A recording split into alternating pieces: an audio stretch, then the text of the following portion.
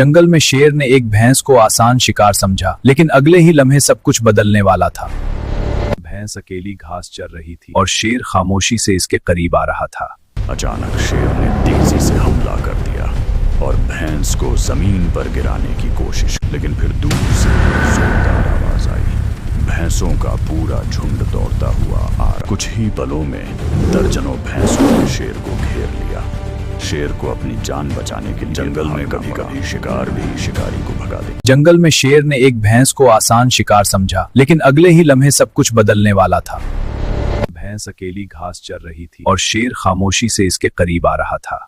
अचानक शेर ने तेजी से हमला कर दिया और भैंस को जमीन पर गिराने की कोशिश, लेकिन फिर दूर से जोरदार आवाज आई। भैंसों का पूरा झुंड दौड़ता हुआ आ रहा। कुछ ही पलों में दर्जनों भैंसों ने शेर को घेर लिया।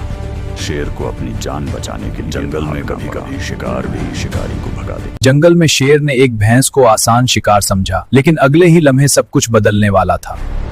भैंस अकेली घास चर रही थी और शेर खामोशी से इसके करीब आ रहा था। अचानक शेर ने तेजी से हमला कर दिया और भैंस को जमीन पर गिराने की कोशिश, लेकिन फिर दूर से जोरदार आवाज आई।